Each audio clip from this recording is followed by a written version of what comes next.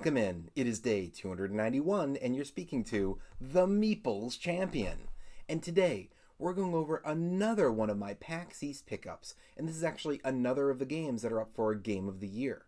This is a game that I had an opportunity to check out, and when I picked it up, I didn't really know anything about it. I had heard really good things, and I knew it was going to probably be up for Game of the Year, and I thought that the theme looked interesting. And then I got to get it to the table, and I was so happy I got this game. It is definitely one of the games that I would say is my top games for PAX East. The game is called Woodcraft. Now, Woodcraft is interesting because everything is wood-based in this game. So your resources are 3 different types of wood. It's all in dice. You can get your brown, your yellow, or your green wood. And you're basically trying to go through and create different items. You only get 14 turns each. And you'd have this giant buzzsaw you're on. And you all start with 7 actions in the first section. Now, when you take an action, you're going to pick up one of these, identifying that that's the action you're taking, and you're going to move it to the next section all the way to the end, where there's going to be this green lever that's blocking the spot. It's going to match up to there, and you're going to look above and below it. Now, at the beginning of the game, there will be nothing above or below yet, but so guaranteed first action will not have anything here. But you're going to look above and below and see if there's anything marked for bonuses. If there are, you grab them. Otherwise, you just get the action on there.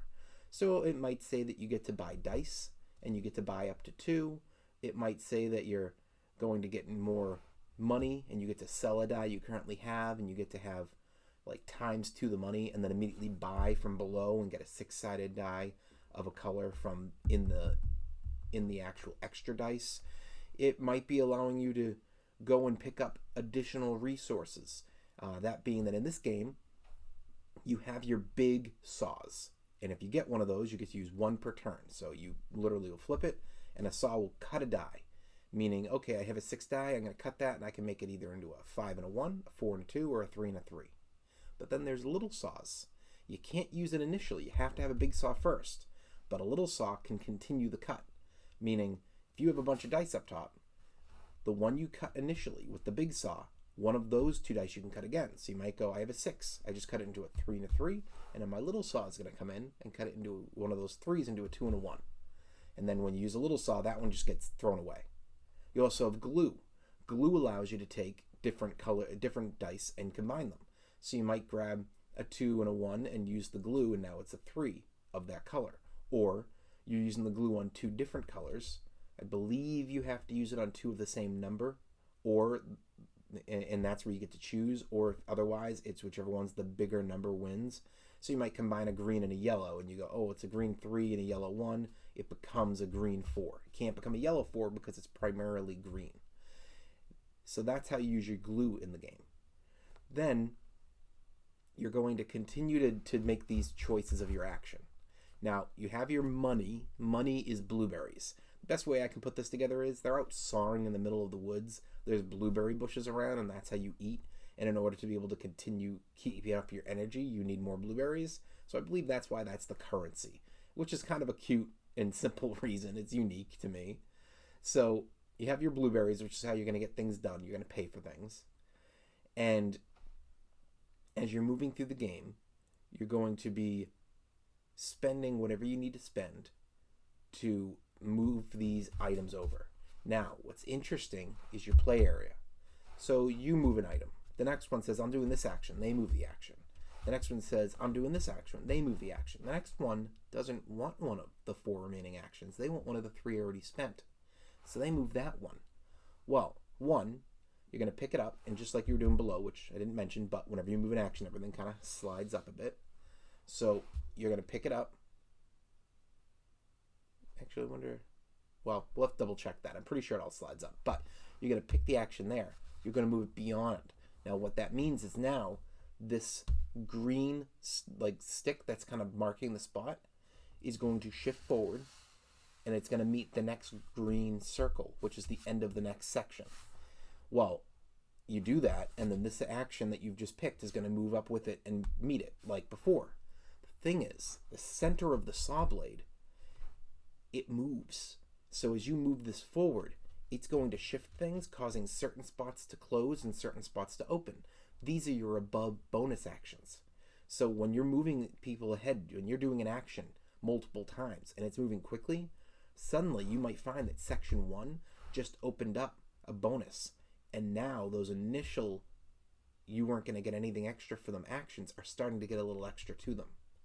Now there's also bonuses below, but there'll never be one in section 1. The bonuses below aren't affected by the moving saw.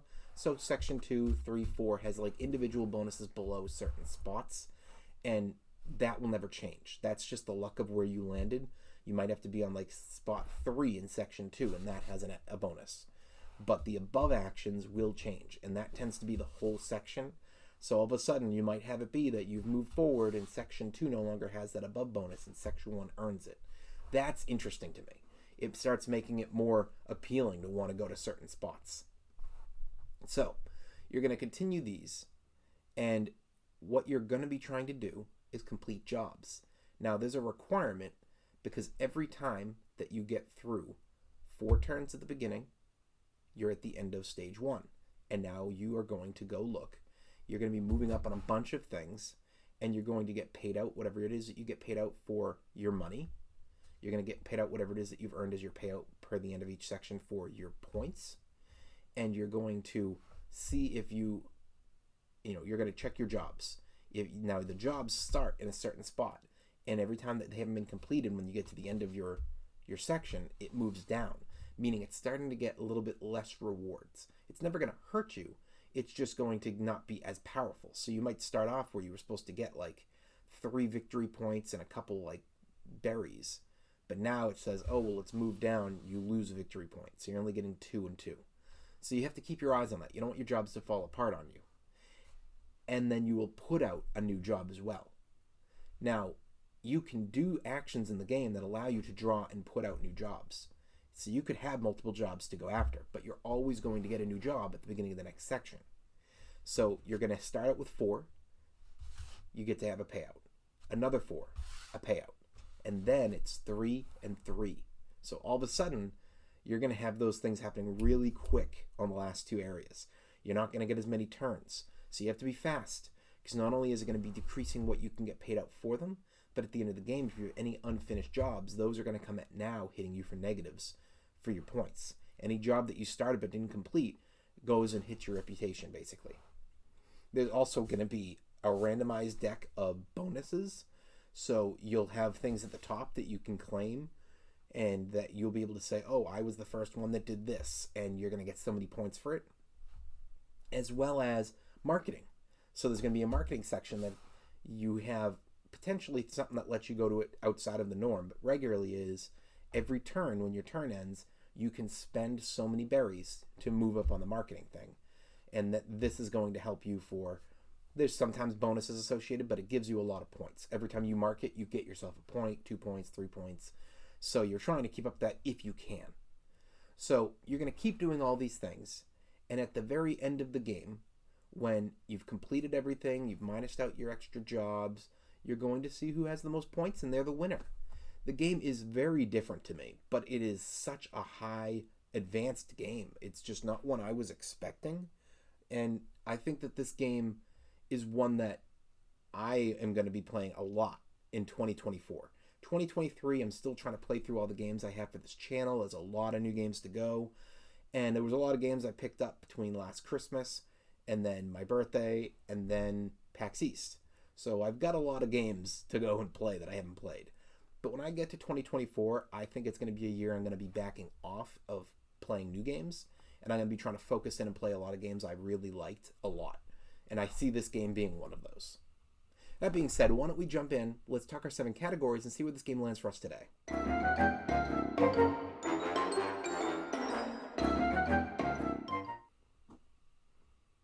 When it comes to the art, this is a basic type art in a way, but it's unique art.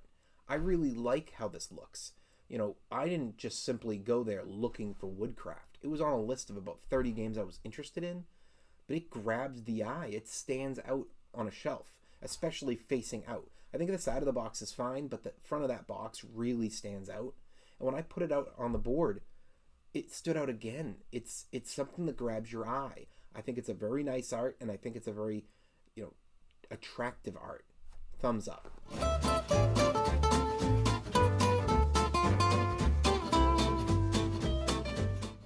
When it comes to your components, you have your cards, you have a lot of cardboard, all of them really good quality. You have your center board, which is really well designed and well put together, and I think that is set up to last. I think that this game is one that is definitely going to have some good longevity to it. Thumbs up. Your price. This game comes in around $50, and I think that that's a good price for this game. I think this game is definitely one that for $50, it's going to attract your experienced and your experts. I do think that kids aren't going to get into this, and beginners may like to get into it, but this is higher level than you realize. You know, when you're talking level, I like to think as, say, a Carcassonne, Ticket to Ride, a Clank. It's like a level 2, which is pretty okay for a beginner to try at. This is more like a level 3, and it has level 4 type push on it. It is a strategy game. There's a lot going on. You have to pay attention to a lot of moving parts. So for me, this is a little higher up, and you kind of lose your beginners a bit. They can try it, but it's not one that's going to be easy for them. But I think getting your experience and your experts is enough that you're going to be able to have this price be worthwhile, because that means your bigger collections will like to have it. And I think for me personally, the way I look at this, even though it's almost in no way really comparable, I kind of look at this game as a replacement for me for Puerto Rico. I feel like what I get for Puerto Rico is a game that has a lot of options, that has a lot of really having to balance out. It's hard to really truly know a strategy to win. It's a lot of having to adapt as you go, and a lot of moving parts. And when I look at this, I get the same kind of generic feels, even though I wouldn't compare the play style or the theme or anything together. That to me, this game feels like, okay, this is what I've been looking for. This is the game I've been looking for to replace Puerto Rico. I like Puerto Rico. It was at one point my favorite game, but it's really fallen off for me because there's so many other games I'd prefer to play because of theme, and it plays really easily. But I like a good, difficult game, and that one just was not the one for me anymore, and I think this might be. So for me, price is totally worth it. Thumbs up. As usual, going from price into our difficulty, the difficulty is, again, this is not for kids. This is probably not for most beginners, but this is massively, massively for your experienced and your experts. They're going to love this game. And I think a beginner, when I started playing, as I mentioned, Puerto Rico, I was a beginner. It took me a while to truly master that game. So could I do the same with this with a beginner? Yes. I think a beginner can come in and play this. They just have to be sure that this is the only really tough game in the collection. When I bought Puerto Rico, that was in the first 10 games that are in my collection here. I bought that game because it was a game somebody brought to my game night when I had my first post-college game group. We played the game, and I thought, this is very difficult, but I love it. And I really, really focused in on it. We were probably playing that game between 10 to 20 times a year. So for about a 3 to 4 year span, I got in plays of that game somewhere in the range of 50 to 60 plays. And I think that if you're a beginner and you get this in as your only truly difficult game, and you commit like I did, which I think a lot of people would. In my group, there was a lot of us who committed like that. We were all beginners, and we all played it a bunch like that. I think that that's fine. So I think a beginner could play this game. They just have to understand, don't play this game and be a beginner who in their first year buys 50 games. Or don't play this game and have 10 games in your first year, but you picked up like 4 or 5 of this level. Because then you're likely not going to enjoy 3 or 4 of them. You really need to focus in on this one alone at that level and let yourself master it. And that's where that can fill in for a beginner, in my opinion. So thumbs up.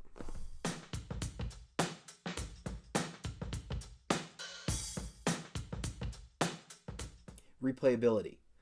I think this is one that it's going to be a little bit analysis paralysis at times, which means it will slow the game down a bit. There's so much going on, you do have to think.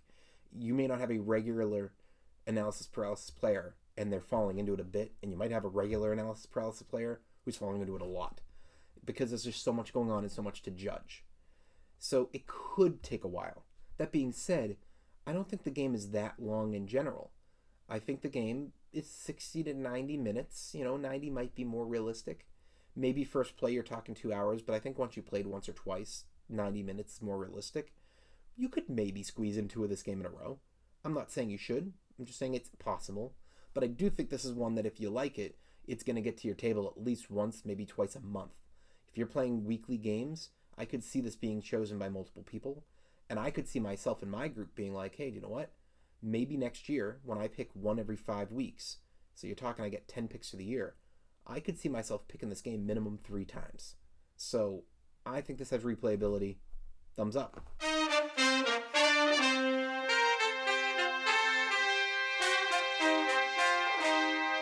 Keys to victory. So what are you trying to do in this game? Are you trying to focus in on your mass marketing? Are you trying to get more of your jobs completed? I didn't really think of explaining this during the beginning, but you actually also have helpers who give you discounts on things, and they're what moves you up on getting an increase in your money or your food that you have for your income every time. You could go more on them. Are you trying to focus more in on getting the resources to cause really quick back and forths with your being able to cut dice and pay for a job right away? Are you trying to get more lanterns? Another one is a lot, so I forgot about that one. Lanterns, which if you have 1 lantern, it allows you to quickly do a second action, or it allows you to do a second piece on the board. You can activate something else to get its pick as if you worker placed it. Or 3 actions, which at the end of your turn lets you take an entire new turn again, and it doesn't count towards your 14. So there's a lot of things that you could focus on this. I think that there's plenty of opportunity here for you to have keys to victory. Thumbs up.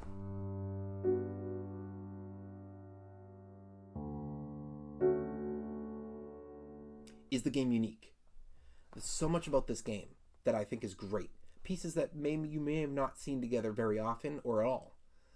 But I wouldn't have necessarily given this unique, because as much as I love them all, I could find them elsewhere. What I think truly makes this stand out as unique is the board. The board's ability that as you move a piece by worker, I say worker place. You're not worker placing. You're worker picking. You're picking an action and moving it forward. That itself was interesting, lining up the actions differently, lining up with your bonuses. But then as the board progresses and you move this, causing bonuses to shift, I've never really seen that in a game before. I think that is massively unique. That's one that for me, you have to say, how is this not unique? It's got to be a thumbs up. Overall, what do I think? I think this is a game that if you are an expert or an experienced player with a big collection, consider it. You don't have to add it in. Maybe you still love a game like Puerto Rico, but I think you need to try this game. You don't need to just watch how to play it. You need to play it. And if you find yourself thinking about it, you might decide it's either worth being in your collection or it's actually worth bumping another game out to put in its place. I'm definitely it added to my collection, but at this point, would I consider getting rid of Puerto Rico for it? It's on a consideration list. I won't get rid of it yet, but I'll see how it affects over the next year or two. And if I'm not picking Puerto Rico anymore, this might be why. And it might be that means that game's on its way out. So I have to think of things like that. As far as if you're a beginner, or I would say check it out. And if it's a game that you really like the theme and you think it is a fun play, but it's difficult and you want to master it, just make sure you don't overdo it. But I do highly recommend, I think you should watch a video. I think you should try to get a test play. And I do recommend people adding it to their collections. I think it's a great one. It's also a game that's up for the game of the year. And in my opinion, while I liked yesterday's game of Flamecraft, and I think it deserves a nomination, and if it wins, I'm fine with that. This is the game I'm currently leaning in the direction of. I would like to see this one win. I think this is such a unique design and such a great game. Well, it has been day 291, and we've been speaking about the game Woodcraft. And you've been speaking to the Meeples Champion. Like, share, subscribe, and check down below in the description where I'll be adding in an Amazon link in case you want to get this game for your collection. Until next time, I'll talk to you tomorrow.